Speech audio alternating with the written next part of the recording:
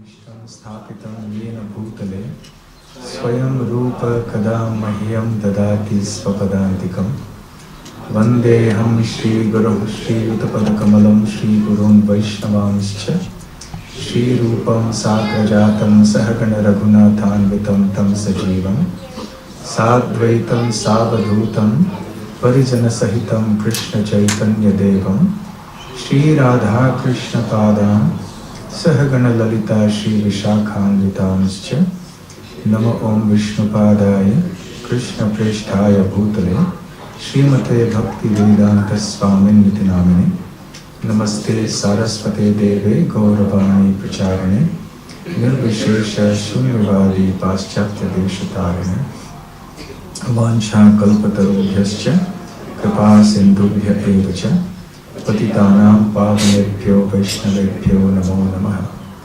जय श्री कृष्ण चैतन्य प्रभु नित्यानंद श्री अद्वैत गदाधर श्रीवासादि गौर भक्त वृंद हरे Krishna Krishna Krishna Hare Hare Hare Ram Ram Ram Hare Hare.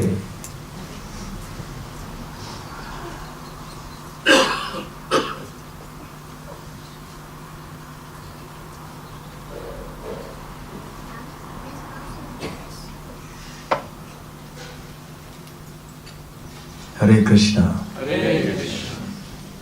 It's a great pleasure to be amongst all of you this evening in the house of Sundareshwar Prabhu Subhash and Sheetal for the very special occasion of the celebration of very important milestones in the lives of Shalvi and Shirom, the 18th and 21st birthdays.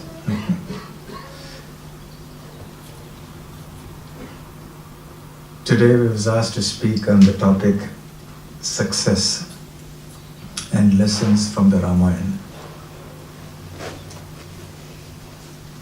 And it is for the well-being of all of us, and especially for Shirom and Shalvi, that we dedicate this lecture with the prayer that Lord Krishna may kindly bless both of them in every respect and award them all success in life, especially in their spiritual development. I was also speaking on this very same topic yesterday, and perhaps we'll continue this theme tomorrow. Where is the program tomorrow? I think something W. What's the Warrington. So we'll continue with the same theme tomorrow, different examples. Great histories like the Ramayan and the Mahabharata are very instructive for all of us. They are not just mythological stories. They are historical narrations in which the Supreme Lord Himself, along with His devotees, plays very important roles. And there are many purposes for which these pastimes are enacted. And one of them is to give us good instruction, so we can learn many lessons from them.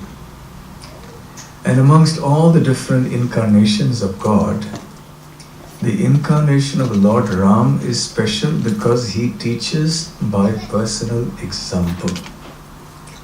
The other avatars or forms of the Lord also give many instructions, and they also teach by personal instruction, but sometimes they perform activities which may bewilder us. Whereas Lord Ram acted as the perfect human being, and he went through the kind of challenges that human beings go. Perhaps Ram's challenges were more extreme. Having one's wife kidnapped, or being driven away from one's own property and home are not experiences that most people encounter in their day-to-day life. We hear of such instances, but it's not that common.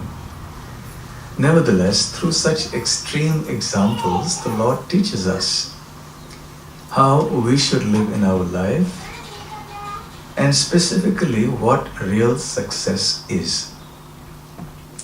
Generally, we tend to think of success in material terms, in terms of the external results, in terms of how much money we have earned, in terms of how famous we have become, in terms of, let's say, what kind of other accomplishments we have in this world, how much we are able to enjoy this world. So, this is the standard generally that people have in mind of success.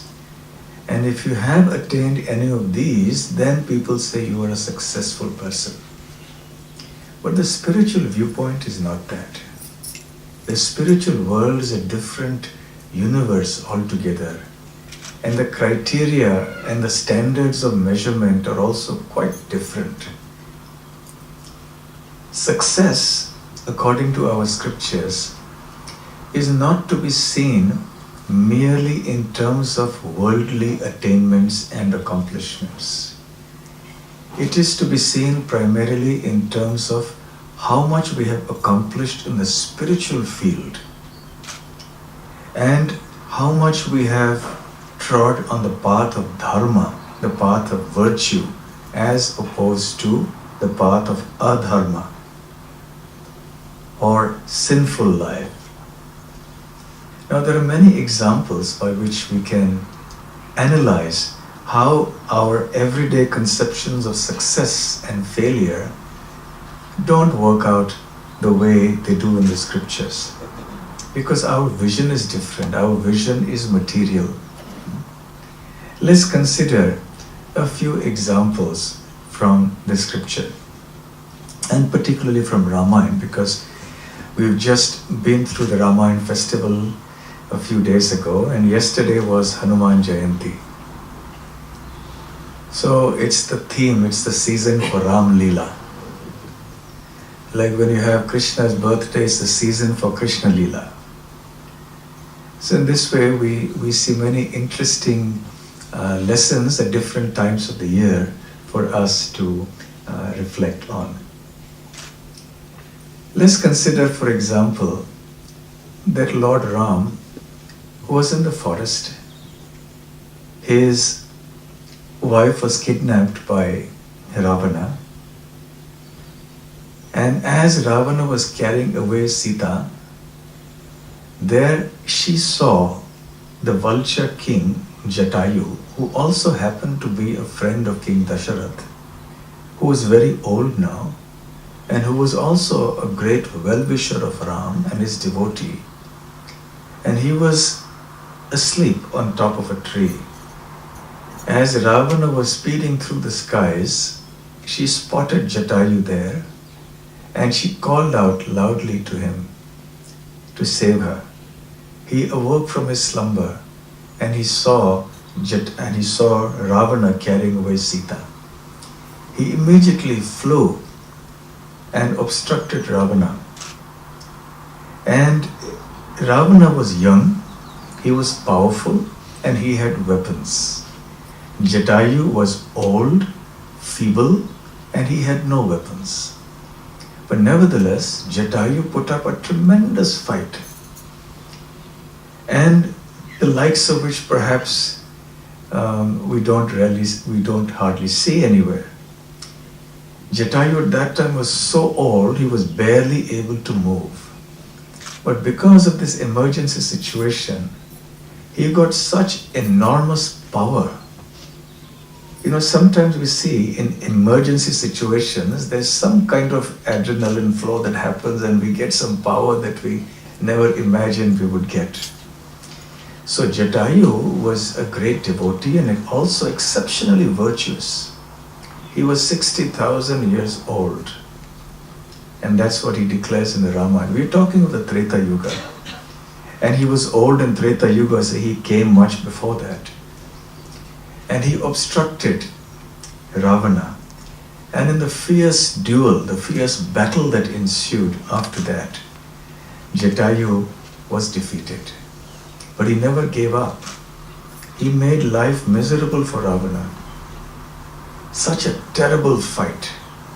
He used his beak, he used his claws, he used his wings, and ultimately he destroyed Ravana's chariot, his carriers, and his weapons.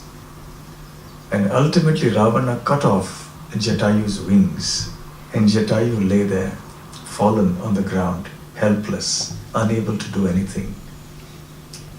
And Jatayu told Ravana that don't think you can get away with this, because Ram is nearby and he's going to come and he will get you. So do not do something as lowly as this. You're a king, so you should abide by kingly dharma, royal dharma, which means that you cannot kidnap somebody else's wife like this.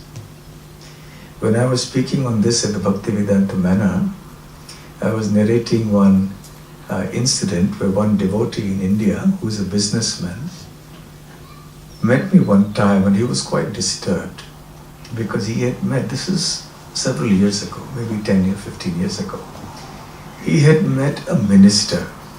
He was a minister not in the central or federal government, but he was a minister in one of the states. And he said, we were talking about some business matters, and somehow he knew I was a Hare Krishna devotee, and we started talking on spiritual topics. And then he spoke about Ram and Ravan, and he said, you people glorify Ram and criticize Ravan, but what's wrong with what Ravan did? He liked Sita, he lifted her, took her away, so what is the problem? So the fact that a minister could speak like this shocked this devotee so much that normally he's very sharp and worldly wise, but this got him, as you say, I think in America he said gobsmacked, yes? He couldn't say anything. He was speechless. So he came to me later and he said, look, this is what this minister is saying. So I said, you should have asked him, how would you react if somebody kidnapped your wife? And then I said, actually no, don't ask him that, because who knows, he may be happy even. Because that may give him the freedom to do so many things that he couldn't do because his wife was there. Well, such is the nature of of people today who have this tendency, this nature, that you can do anything and get away with it. And everything is okay. So long as you like it, so long as it's within your power, might is right, you do it. What's the problem? But life is not meant to be lived like that. Ravana was successful in abducting Sita, yes, he killed Jatayu. And he brought her to Lanka. But just see what was the consequence of that. So success in a particular endeavor, success in a limited sphere of our life is not necessarily a recipe for happiness or for auspiciousness in life. Unless one's actions are in accordance with dharma, with virtue, whatever success we may achieve, quote-unquote success, will only yield great pain and suffering, as it did for Ravana. Just see the kind of consequences he had to bear, and his whole kingdom had to bear, for his one act of kidnapping Sita Devi. So he used his might, he used his guile, he used his prowess and his intelligence, etc., to do something that was unthinkable. But at the end of it, he was killed, his family members were killed, his entire kingdom was ransacked and destroyed, his entire army practically was destroyed. So what was the result? What is the purpose of doing this? What was the benefit? So if an action is adharmic, it is not in accordance with virtue, and if success comes in the path of adharma, then that success will actually be a failure. it will be the cause of great pain sooner or later. This is a very significant point. And time and again we see this happening in the scriptures. Duryodhan also was apparently successful for some time only in adharma, in preventing the Pandavas from having their rightful share of the property. But eventually what happened? So dharma, the word dharma is very important because it comes from the root dhri, which means to sustain. So dharma has many meanings, many connotations. And one of them is that it is that which sustains the universe. So dharmic activity sustains. And the success that comes from dharmic activity also sustains. Adharma is that which creates lack of harmony. Adharma is that which creates confusion, chaos, suffering. It cannot sustain. And even if such success is attained, it will be short term. And very soon, the terrible consequences of that adharmic success will come. So what is success? What is failure? These are points worth considering. We see in the scriptures numerous examples of people who were materially successful. They might have been great kings as well, great conquerors, but in the next life they got terrible lower births. King Bharat, of course he was a devotee, he wasn't a sinful person, but somehow or the other he got a little distracted. This Bharat is not the brother of Ram.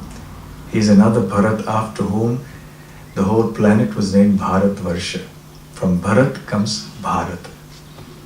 So he forgot his devotional activities, became attached to a deer, and he had to get the birth of a deer in the next life. And this is for a person who was virtuous, who somehow forgot his path of virtue and became attached to something material. What then to speak of those who lead extremely sinful lives, lives contrary to dharma? What will be their consequence? They may have been millionaires and billionaires and kings and emperors in this world, but if they have not led paths of dharma, eventually they will be destroyed. And all the success will be gone. You know, the Vedic scriptures teach us to see everything from a very long-term point of view, not from a short-term point of view. And therefore success is seen not only from this one life. Success is also seen as to what birth you get in the next life. That is the measure of success. Now, if you tell this to people, mostly because people don't believe in the next birth, so they'll say, well, we don't believe that. It makes no sense to us. But the point is that if as a result of one's so-called success, one becomes an animal or an insect in the next life, what is the meaning of that success? Srila Prabhupada often spoke about this. So one who is virtuous by nature will always seek to tread on the path of virtue, will never get distracted. Let's consider the three brothers, Ravana, Kumbhakarna and Vibhishan. Now you all heard of them, and you know they all had different natures. So they lived in Treta Yuga when lifetimes were extremely long. So the three of them, they went to a place called Gokarna, and they performed austerities, it is said, in the Valmiki Ramayan for 10,000 years. Such severe austerities which we cannot even think about in this day and age. You know, in these days, in Kali Yuga, the prana or the life air resides in anna or food. Without food, we can't live even more than 1 day, 2 days. Even if we have fasting for a day, we know how difficult it is. But in earlier ages like Satya Yuga and so on, the prana or the life airs lived within the bone marrow. So even if somebody didn't have food, or even sometimes he didn't breathe, he could survive, as we see in the case of Dhruva Maharaj. So anyway, Ravana, Kumbhakarna and Vibhishan performed severe austerities. Now even though they were brothers, but they had different mentalities. And they were doing austerity for different purposes.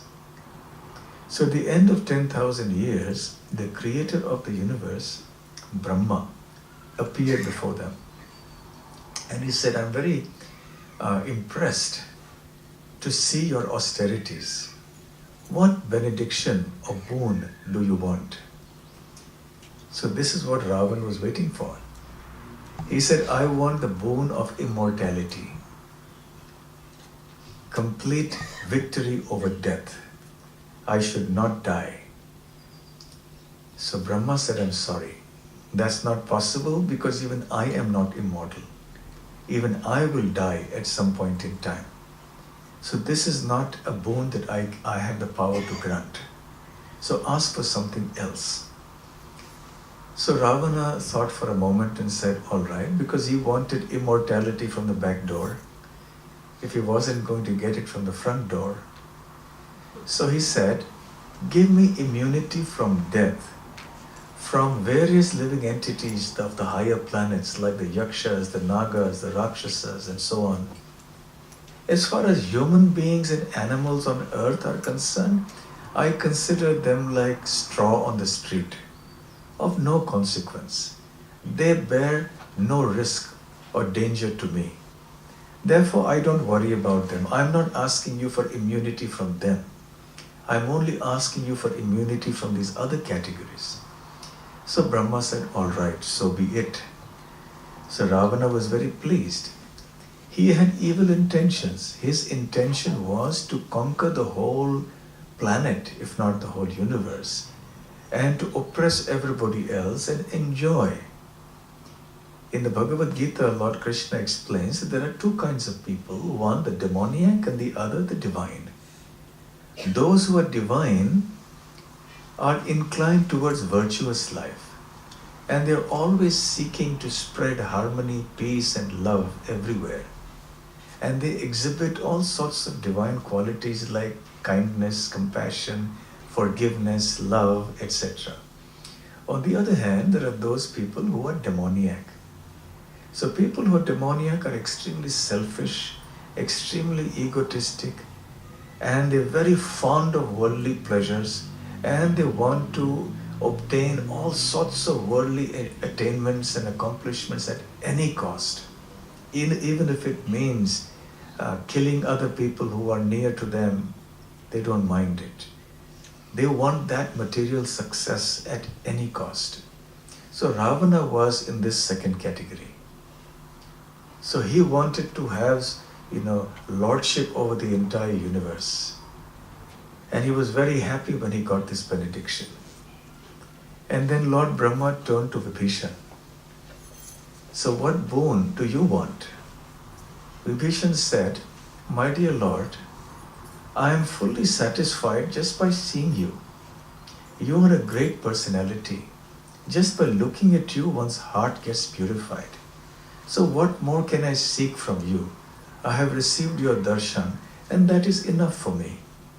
But nevertheless, since you have asked me for a boon, and are so eager to grant me one, I beg of you that you give me the strength, the power, to always walk on the path of virtue or dharma, and never, even in the most difficult and challenging times, to leave the path of dharma.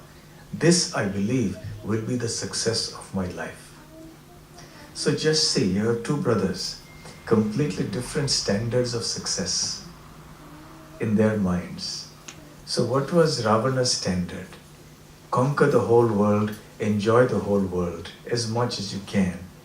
And if there's any obstacle in the path, destroy those people who are thorns in your flesh. Whereas Vibhishan says, no, I'm not after kingship and lordship and enjoyment of this world. For me, success means to walk on the path of truth. to walk in the path of dharma. Brahma was impressed. Then he turned to the third brother, Kumbhakarna.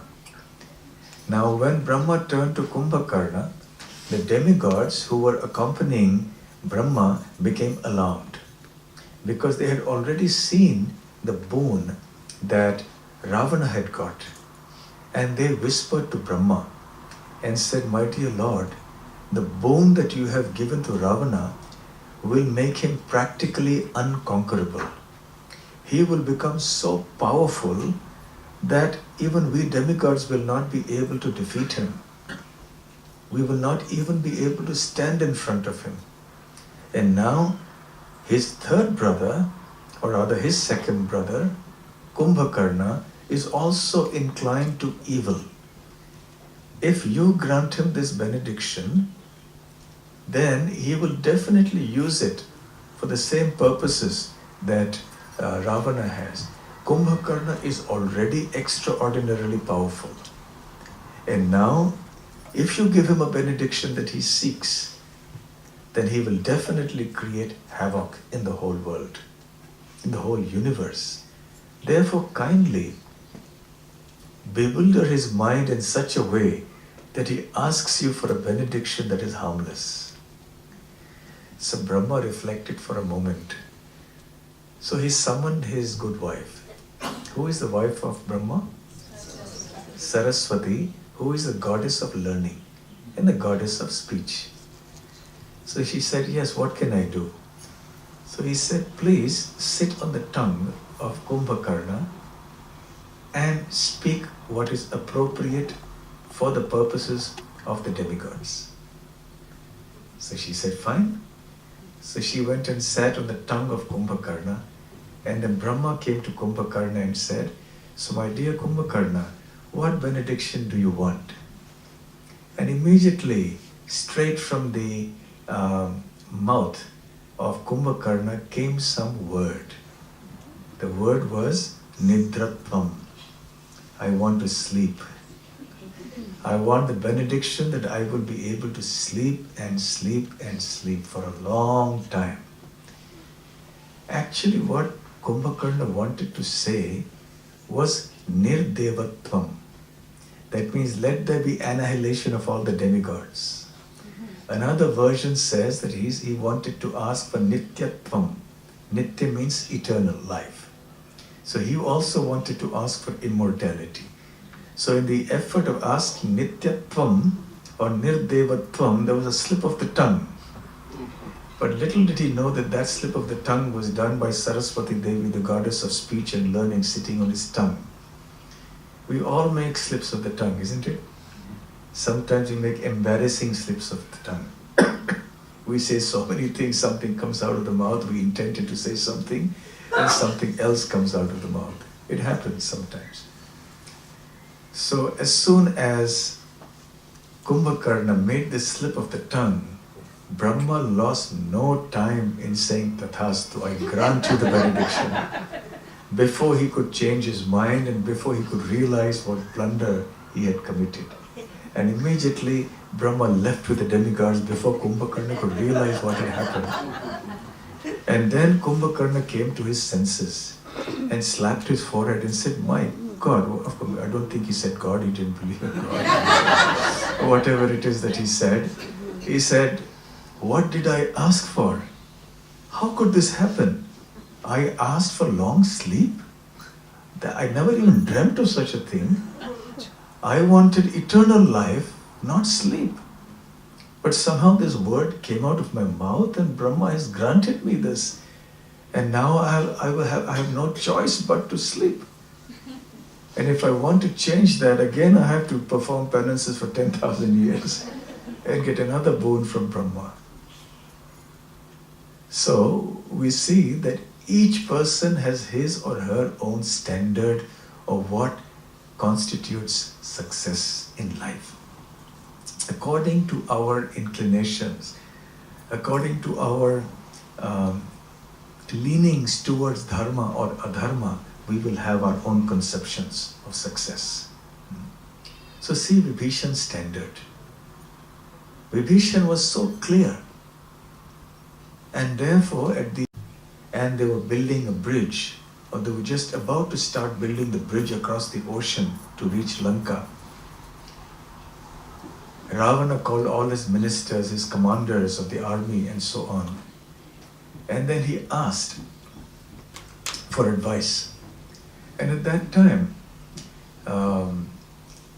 Vibhishan was the only one who gave him sound advice, that he should tread on the path of dharma and return Sita Devi to Lord Ram. Actually, Kumbhakarna also said something similar. Kumbhakarna also reprimanded his brother. And he said, "My dear brother, before you kidnapped Sita, you never asked us. You should have asked me and I would have forbidden you from doing such a thing. But now you have created this mess. You have kidnapped Sita, and now Ram is standing on the other edge of the other end of this ocean, waiting to come here and attack. And now you are asking us what should be done." But anyway, so to that degree, he said, I do not approve of your acts, but nevertheless, you are my brother. And since you are my brother, it is my bounden duty to help you. So do not worry, O brother. So long as Kumbhakarna is alive, you are in no danger. So, to some degree, Kumbhakarna was speaking sense, but then his material attachment for his brother took the better of him, and then he said, "Never mind, what you have done is right." Many of the other generals of Vibhishan, of Ravana, were telling him, "Yes, you are right. After all, you are the most powerful personality in the whole of creation.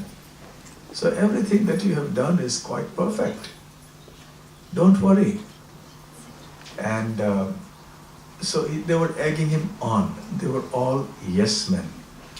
You're familiar with the term yes men, right? A yes man is a person who will always tell you yes, yes, yes. Whatever you say, yes, yes, yes. There is this little joke about this person who was a yes man in the office. So the colleagues used to pull his leg and say, "You are just a yes man." So he protested and said, No, I'm not a yes man. When the boss says no, I also say no. I'm a no man. So, it's not good to be surrounded by yes men. It's always nice to have people around us who will tell us the truth. They are our real well-wishers. Sometimes the truth may be a little bitter, hard to swallow, but it is for our welfare, it is for our good.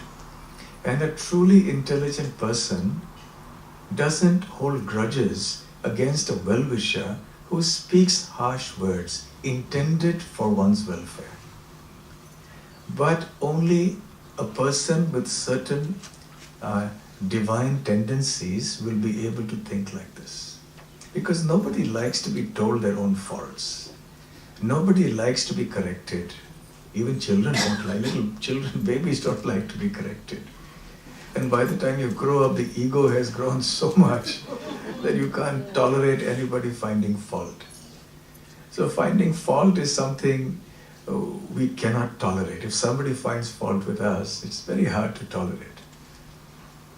So in any case, so we must always have people around us who will tell us what is right and what is wrong. And Vibhishan was one such well-wisher of Ravana. He was also fearless. And he told Ravana, "You've made a big blunder. There is still time. So why don't you just do what is right and return Sita to Ram?" And he went on speaking about Ravana's misdemeanors, and he reprimanded him in a loving way. Ravana became infuriated. He was enraged like anything. Chanakya says that giving someone who is demoniac good instruction only inflames his anger. It is like feeding poisonous milk to a poisonous serpent. that only increases the poisonous power of that serpent. So Ravana became enraged and he said, "It's only because you're my brother that I am letting you go alive from here today. So immediately leave my kingdom and you go away from here." So the harsh words of Ravana pierced Vibhishan's heart, and he realized that Ravana was destined for death. He realized that Lanka was destined for destruction and that all hell would break loose in a short time. But the writing was on the wall. He knew this would happen, so he left. He left his brother and came to take shelter of Lord Ram.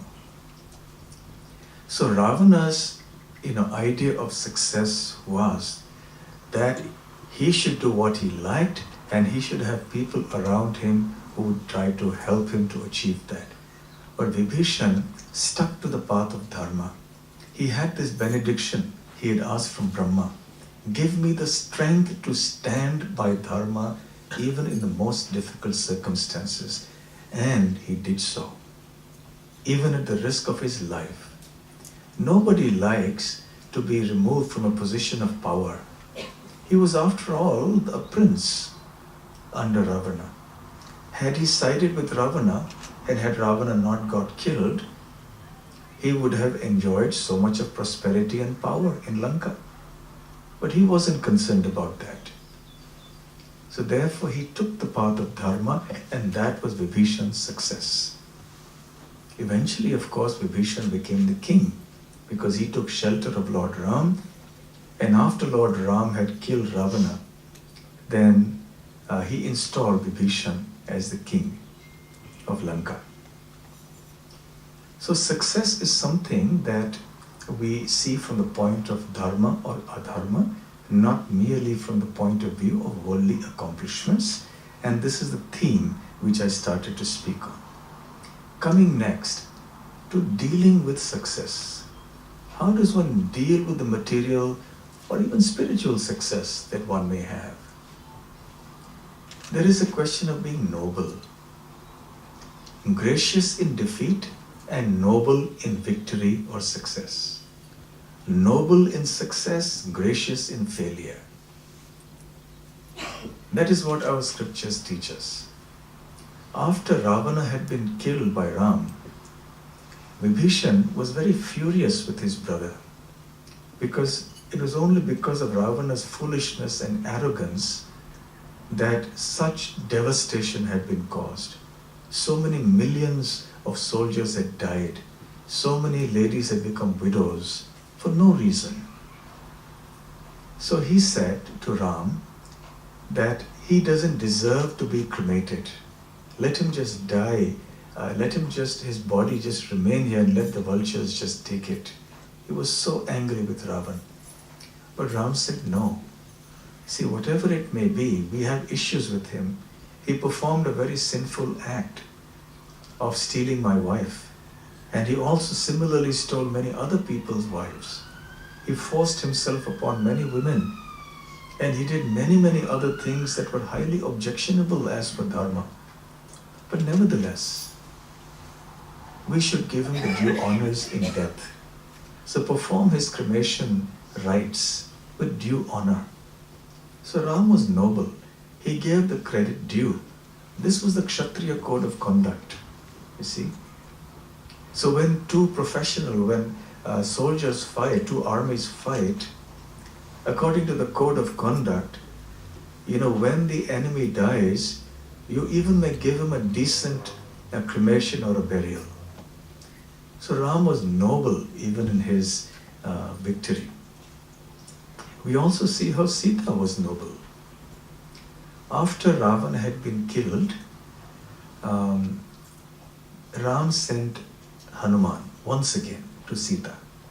Now you all know the storyline of the Ramayan, that it was Hanuman who actually jumped over the ocean and came to Lanka, to the Ashok Vatika, the garden of Ashoka trees, where Sita had been kept captive by Ravana.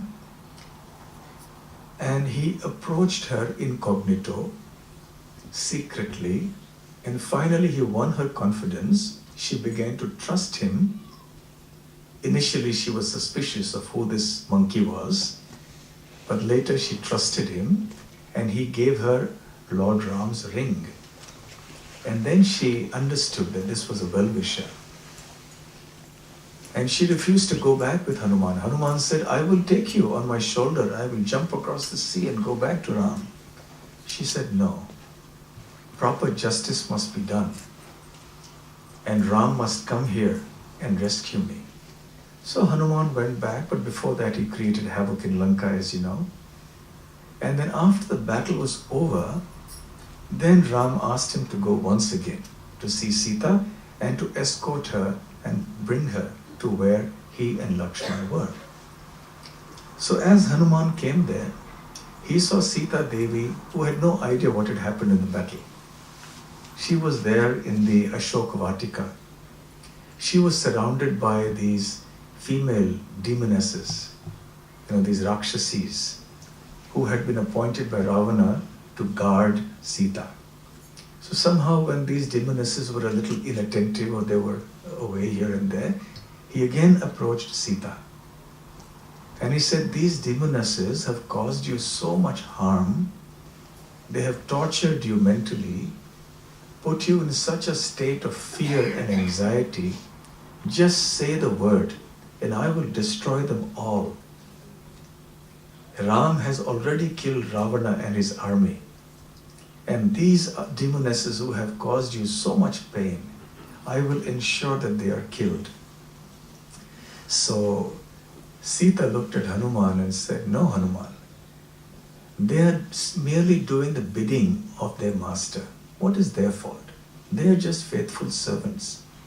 And because they have caused pain to me, when I was in difficulty, now when I am successful, when I have achieved my objective of getting freedom from the clutches of Ravana, why should I give them pain?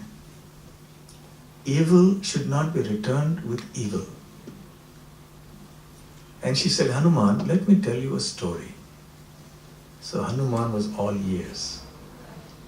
So Sita said, one time there was a hunter and he was wandering in the forest. And it so happened that a tiger started chasing him. So he fled for his life. And somehow he came upon a tree. He quickly climbed the tree to save himself and went to the top. And this tiger could not climb the tree. So the tiger waited down, looking up expectantly, hoping that somehow or the other this man would fall down or in some way he would come down to the ground. Now it so happened that the tree on which this hunter had climbed was also the residence of a bear. And this bear was living there, and as soon as the human being, this hunter, came up, the bear was astonished. The bear was in deep slumber, and suddenly he woke up and found, who's this? He saw the hunter. And then the tiger spoke to the bear. And the tiger said, my dear bear, you are an animal, I am an animal. So we are friends. But this person is a human. The human beings are our enemies. So let's cooperate. This hunter is my food. So please push him down. And when he falls down, I'll make a good meal of him. And then I promise you, I will give you all protection and help when you need it in the forest. So we should cooperate because we are all animals. We're part of the animal family. So the bear said, no, how can I do that? This hunter, this human being, has taken shelter of my home. He has come here seeking my protection. I cannot betray his trust and his faith. I cannot do this. So he went back to sleep, the bear. Now the tiger was still hopeful, he was hungry. So he was also very cunning. So he thought of a way out. So he told the hunter, let's strike a deal. You have to be careful of people who strike deals, Cutting deals in this world in your relationships is always a very tricky thing. Yes? So he told the hunter, "Psst, psst, my dear human being, just listen. He's sleeping, the bear. Let's have an agreement. You push the bear down. When the bear falls to the ground, I'll make a meal of him. I will satisfy my hunger. And then in return, I will promise you protection. I will ensure that you go to the end of the forest and I'll be your escort, your security guard. So no harm will come to you. That is my promise to you." So the human, being a human, what did he do? Push the bear. Talk of gratitude. Yes? A rare virtue in these days. Being grateful for what somebody does for us. So he pushed the bear. Now the hunter and the bear were on a branch that was much higher up on the tree. So as the bear was falling from the higher branches, he woke up all of a sudden. He gathered his senses together, realized what was happening, and he extended his hand and clung on to some branches that were below, but still above the ground. And he hauled himself up onto the tree again. So he didn't fall to the ground. And then again, after the tiger was eagerly watching the developments on the tree.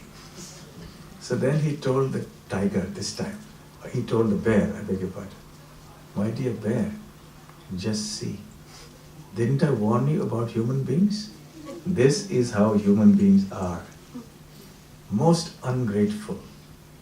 You gave him shelter, you refused to push him down, but when you were sleeping, he pushed you down.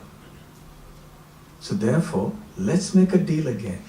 You push him down to me, and I will ensure you protection." And the bear stuck to his guns. He says, evil cannot be returned with evil. Even if one attains one's objective, one should not, in one's success, or in one's glory, or one's happiness, return evil with evil. So Sita looked at Hanuman and said, "Therefore, O dear Hanuman, just because these Rakshasis, these demonesses, have acted in this way towards me, it doesn't mean I should return evil with evil. Now, yes, I have attained my objective of becoming free from the clutches of that demon Ravana. But nevertheless, that doesn't mean that I will bear rancor and grudges, and I will want these Rakshasis to be killed." So in this way, Hanuman was educated very nicely. A very important lesson for all of us actually in this world, because we're always going to be faced with situations. When we are successful, people are always going to be nice to us. The test is when we are not successful. Who are your friends when you encounter failures in life? An example, a saint one gave an example of ants and sugar. You keep 1 grain of sugar and you'll get 100 ants coming out of nowhere. But take away the sugar and the ants disappear. No one knows where they come from and where they disappear to. They go away. So similarly, success brings many friends, many people who want to be close to you. And failure, in times of failure, somehow these friends disappear. Where do they go? So human society sees such things. So from scriptures like the Ramayan, the Mahabharata, from our scriptures, our holy teachings, we understand not only what real success of life is in terms of the spiritual world, but we also understand what is success in terms of worldly dealings. And as I mentioned in the beginning of the lecture, our prism or lens through which we view success is not just worldly accomplishment.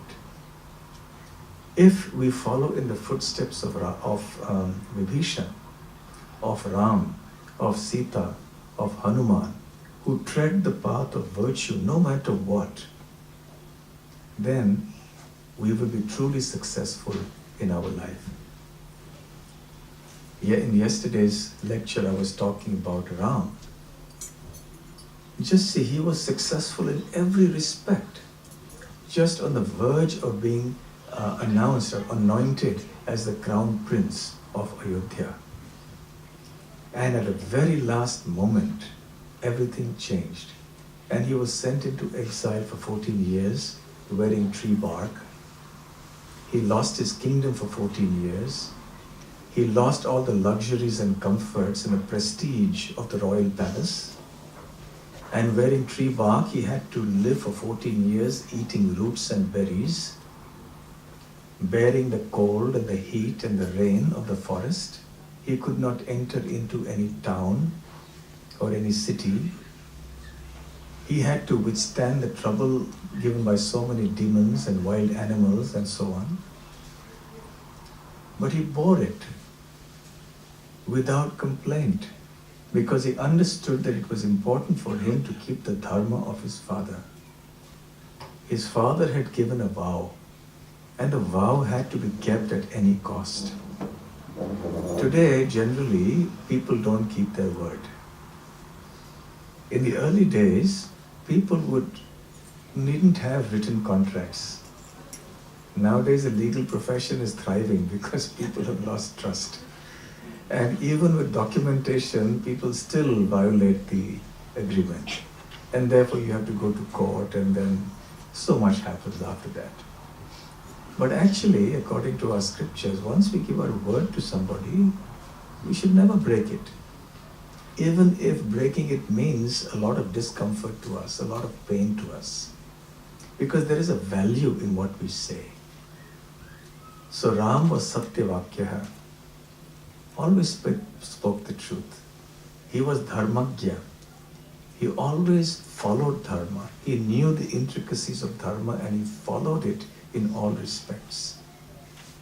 He was Gunaman. He was endowed with all auspicious qualities. So therefore, when the time came for him to be detached from his kingdom, he did not have any qualms. In fact, everybody else tried to convince him to not leave the kingdom. All the citizens said, we will come with you to the forest and let Bharat and Kaikai stay alone in Ayodhya and rule an empty kingdom without humans and animals. And we will form our kingdom in the forest. Dasharath Maharaj even went to the extent of telling his son, please imprison me. Please forcibly occupy the throne. I have, out of helplessness, had to give this vow, this keep my word to my queen Kaikeyi. And she has asked for these two boons. I have no choice. I have to go the path of dharma. But you don't have to obey. You don't have to obey. You just take over forcibly because it's your right. And actually the Praja, the citizens of Ayodhya loved Lord Ram. Every single individual. But he didn't budge. Yesterday I was citing the example of a king, a Mughal emperor in India in the medieval ages whose name was Aurangzeb. And Aurangzeb's father was Shah Jahan, who was the emperor at that time. And he wanted the throne, Aurangzeb. So he conspired with his brother, one of his brothers, to imprison their father. So they went all the way to Delhi, which was the headquarters, the capital, and they had a coup. They captured their father, imprisoned him. And he had another brother called Dara Shikoh, who was actually a very learned person. And Aurangzeb killed him. And then he killed also the brother who had helped him to imprison his father and helped him to kill the other brother. And finally, when all his brothers were killed, his father was imprisoned. Now that all the thorns in his path had been removed to success, he sat on the throne. So just see, the lure of the throne, the lure of material success is so powerful that people are willing to kill their brothers and imprison their fathers. Sometimes they kill their fathers even. And history is full of such instances. But Lord Ram never did that. He didn't go for this kind of success.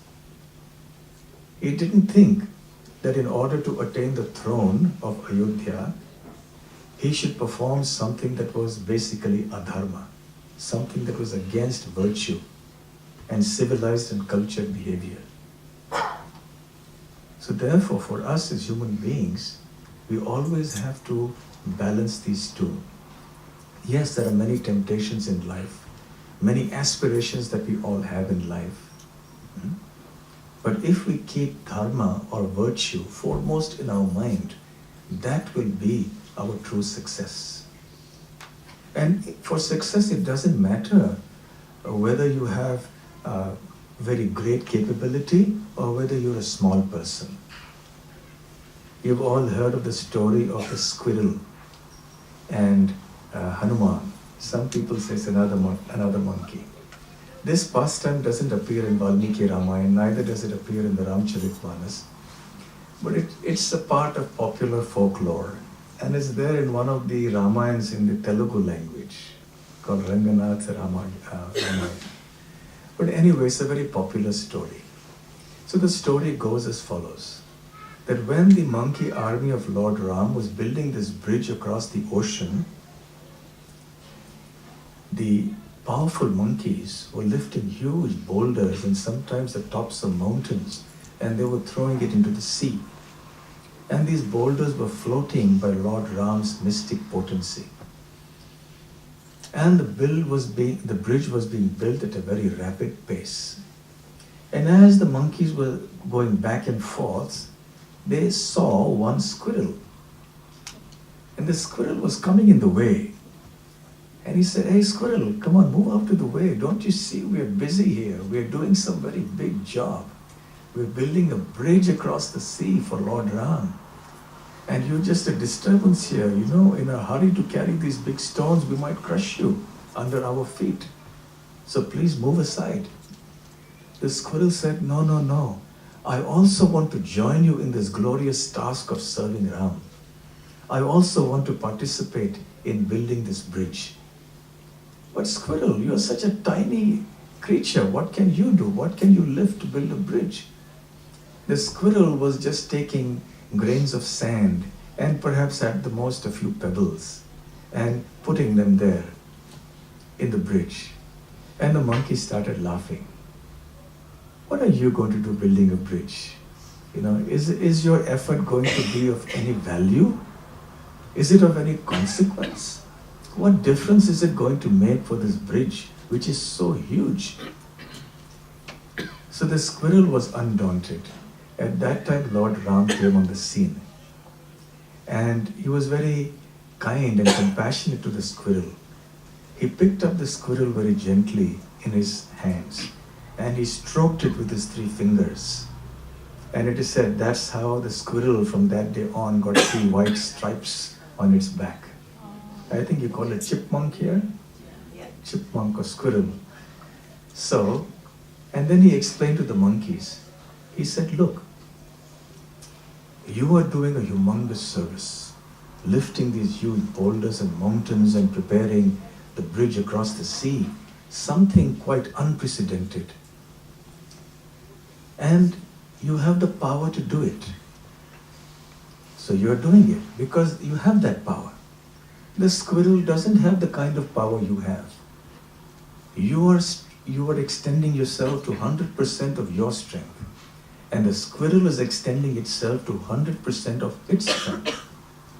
Even though the strength of the squirrel is no match for your strength, but both of you are doing 100% of what you have. For the right purpose, you're both working for me. You're working for my purpose, for my pleasure. Therefore, in my opinion, O monkeys, this squirrel is as successful in its life as you are.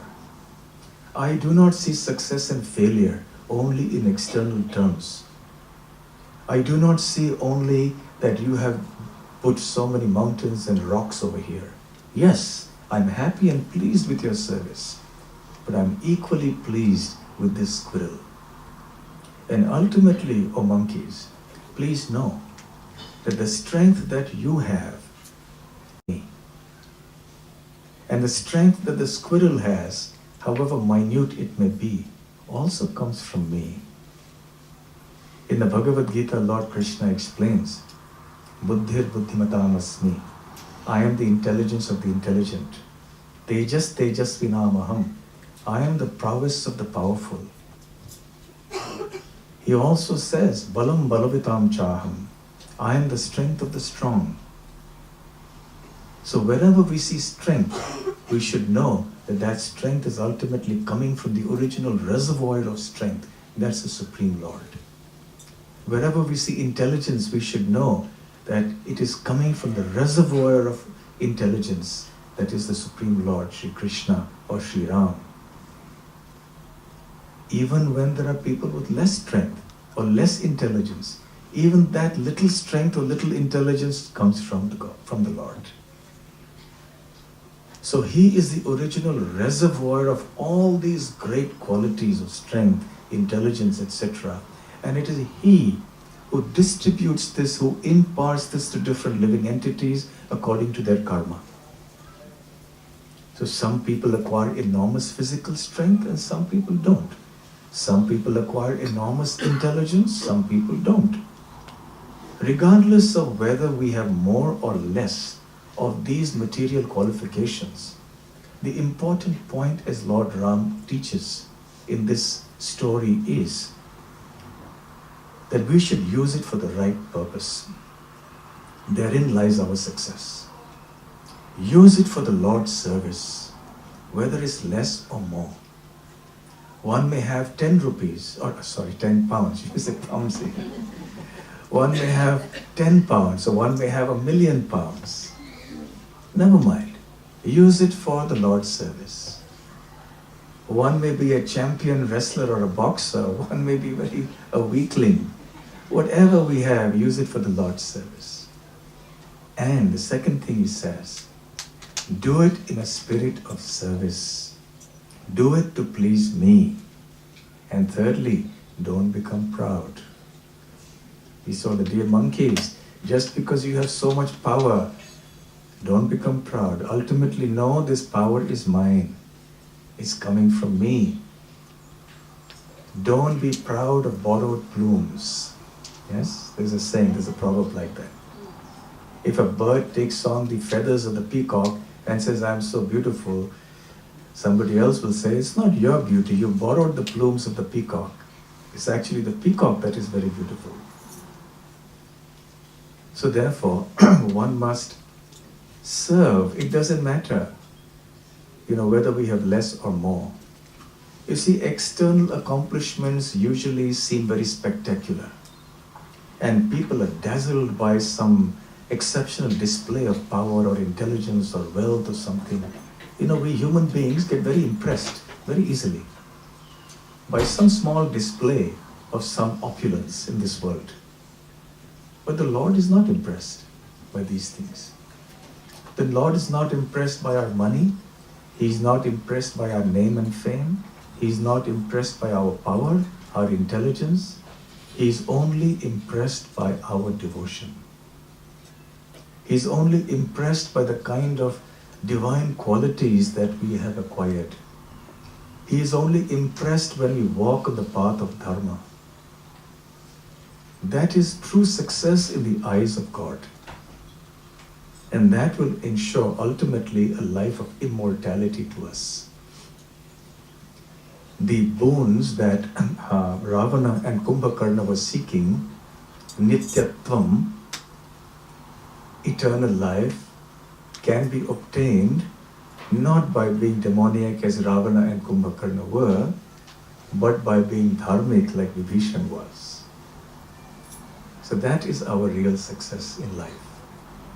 And worldly success will follow. Where one follows the path of Dharma, worldly success will also come.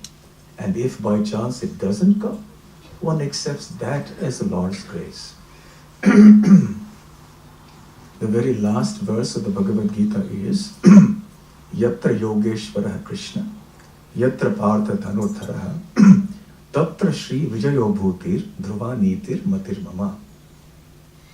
Sanjaya, the secretary of Dhritarashtra, says, wherever there is Krishna, the master of all mystics, wherever there is his great devotee Arjuna who holds the Gandiva bow, there will always be morality, opulence, victory, and success.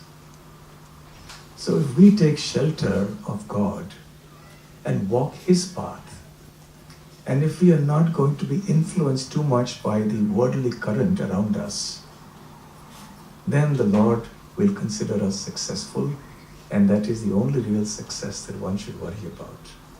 Other success or failure will come in accordance with our karma. Our success and failure, our happiness and distress, our fame and infamy, honor and dishonor, wealth or poverty, will all come according to destiny. Destiny is nothing but the results of our previous karma that fructify in this life. That's all. So why worry and struggle so much against our destiny? Rather, let us focus in doing the right thing and attaining the right kind of success. So walking the path of dharma, walking the path of devotion to God, doesn't mean that one is neglectful of worldly duties and of worldly accomplishments. And therefore one may do very well in one's worldly life. Shirom will now become a doctor very shortly, right? How long to go? 3 years more? Yes, you can become an excellent doctor. Walking the path of dharma doesn't mean that you can't be successful materially, or that you should not be a good doctor. On the contrary, you should become a good doctor. You should utilize the principles of dharma to be an excellent doctor. Yes? Then your path will be, your life will be doubly successful. And Shalvi, what are you studying? Last year of school. Okay, so whatever you choose to do later on in life, whether it's one type of field or another type of field, it doesn't matter. You will choose your field according to your interest, which is fine. But if you both tread the path of dharma and consider the path of virtue and the path of devotion to God to be the ultimate success, then your life will be successful, and you will also help others who come in contact with you to be successful. So today let us pray to Lord Ram and to Lord Krishna to offer their blessings to these two wonderful young people here whose birthday we are celebrating. Of course, the birthday was not today, right? Last week and next week's. Yeah, something like that. But nevertheless, we have gathered here today to offer our good wishes to them, and we pray to the Lord that they may kindly bless them with all auspiciousness and all success in life. And also to your parents, thank you for hosting us today.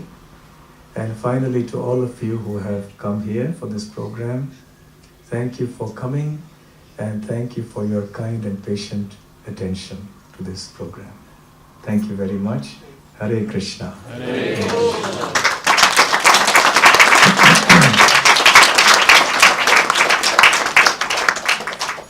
We can have questions if you wish. Please feel free to ask any questions. You can ask from wherever you are sitting. Yes. You mentioned that all strength comes from the Lord. Yeah, I think there is a mic that's coming to you. You did mention that all strength I comes. think it's not on yet. Just so that everybody can hear your question.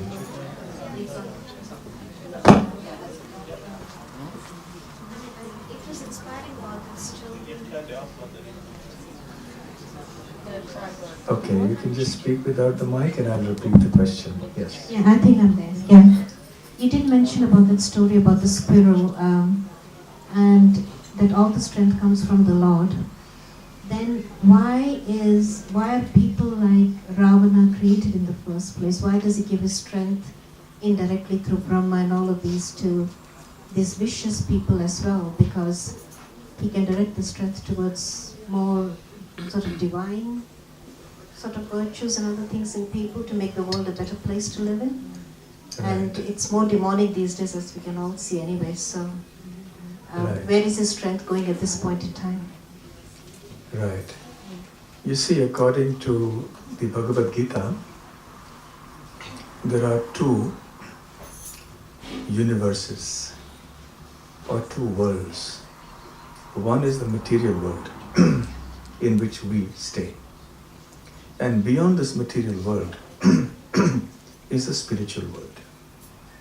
This material world is created, it is maintained, and it's destroyed cyclically.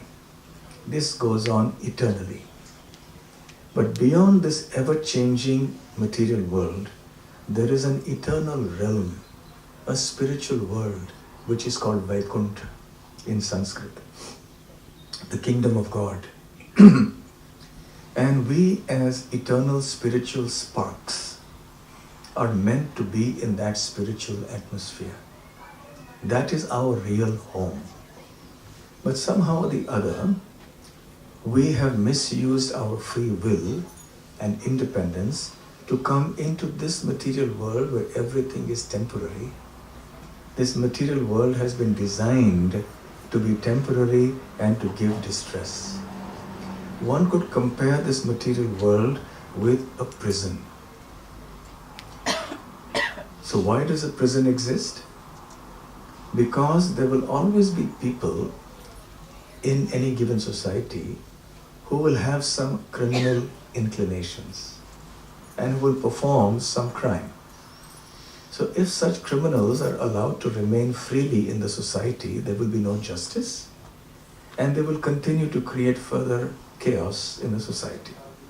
So therefore, there is a separate arrangement made for them where separate laws hold. Their freedom is severely restricted and they also endure some punishment for their crime for the purpose of rectification. So similarly, this material world is meant for those souls who want to be rebellious, who want to be independent of the Lord. And since such a thing is not feasible in the spiritual world, so an arrangement has been made for us rebellious souls here in this prison house of the material world. So here in the material world, it is a natural position of living entities to be adharmic, not divine. Just as when somebody is in prison, then you understand that he's there because he has some criminal nature. Otherwise, he wouldn't be there. So the fact that we are here in this material world means that we have this nature to a lesser or a greater degree. Otherwise, we wouldn't be here in this material body undergoing this cycle of birth and death. So it's like a hospital, let's say. When you go into a hospital, what are you going to see? Sick people. But gradually there's a process of recuperation. So also, in this material world, if one follows the process that is given by God Himself, by Lord Krishna in the Bhagavad Gita, by Lord Ram in the Ramayan, and so on, the process of how to live in this world honorably, according to Dharma, then we will attain success, we will get freedom from the cycle of birth and death, and we will go back to the spiritual world.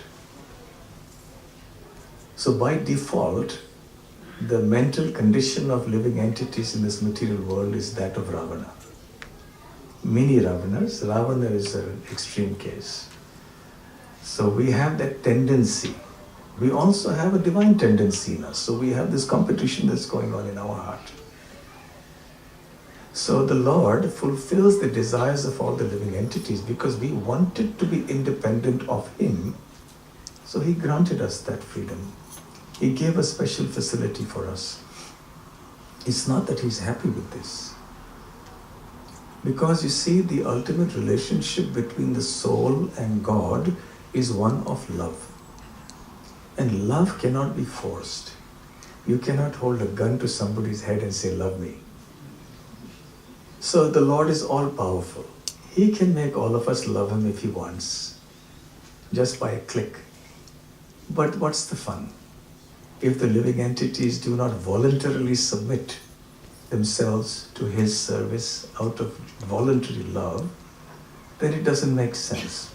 So the Lord leaves us in this material world to act in a way that we choose, but he gives us good instruction. And he told Arjuna, I have given you all the good instructions now, Arjuna, but yathechasi tatha kuru. Now you do as you choose. Just like you see, when a child grows up, then he's still your child. Now you can't treat a grown-up child like you treat a small child. Grown-up child will have his or her own mind and thoughts, and they will do what they want to do. But if you think they're doing something wrong, you can give them good advice. Tell them, look, this is your life, and this is our experience. We have seen life. And if you do this, these will be the consequences. If you do that, that will be the consequence. Please think carefully and decide. So you give them the choice, and they will use their good intelligence to decide what they want to do. So similarly, after speaking Bhagavad Gita, Krishna gives the choice to Arjuna. Now you decide, Arjuna, which path you want to follow. So we have the Ravana within us, we have the Vibhishan within us. We have both. So if we stick to the company of people who are divine in nature, who are very keen to follow the path of divinity, then the Vibhishan in us will become stronger. The Ravan in us will become weaker. But if we constantly associate with materialistic people, then the Ravana in us will become stronger and the Vibhishan will become weaker. Okay?